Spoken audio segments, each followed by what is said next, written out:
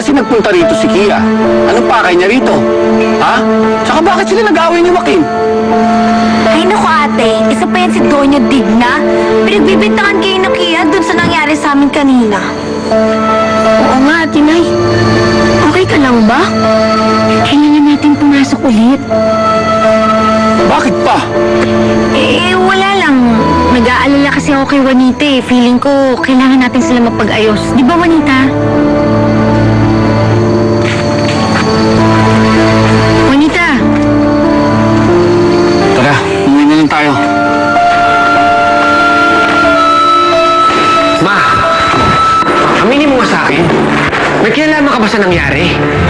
I have told you so many times, hindi ako yun. Di ba pinag-usapan na natin to? Let's give them a chance. And I did, kahit mahirap gawin yun. Eh, paano nangyari yun? Yung kaibigan ni Juanita, may plano siyang masama sa'yo, sa akin. Dahil girlfriend mo si Juanita. Wala na siyang magagawa dun. He can do more and worse things than this. Anak, natatakot na ako for you. Matatakot pa ba tayo sa karpenterong yun? Because he is not just a carpintero. Sa tingin mo, lalapitan siya ni Juanita kung carpintero lang siya? Ma, hindi namimili ng kaibigan si Juanita. Pinili siyang kaibigan ni Juanita because he is something else. Eh ano?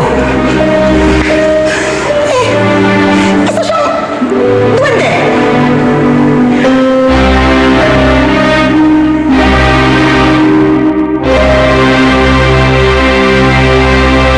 Kung hindi basta-basta mawala si Juanita sa buhay ng unikong iho ko, gagawin ko ang lahat. Mabura lang sa mapa ng San Isidro ang duwende na yon. Alam mo, katulad ka rin ni Mamay. Nag-iisip ng paraan para layuan kita. Iwasan daw kita. Dahil nakakatakot daw kalaban si Kia dahil duwende siya. Oo nga, Joaquin. Oo! Hello, Mr. Kidnapper? What's the news? I don't care. Kayong bahala. Basta ilayo niyo sa sana ko. Juanita, kung pwede ko lang magikin yung puso ko, para mawala yung nararamdaman ko sa'yo, para hindi na ako magselos kay Joaquin, gagawin ko. Gusto ko na marinig yung sagot mo. Bibigyan kita hanggang mamayang gabi. Ay, Barpitik. Tulog po ba kayo? Ang nais ni Juanita. Gusto daw kayo makausap manari. Hindi po ito pwedeng hindi ko masabi sa inyo ng personal.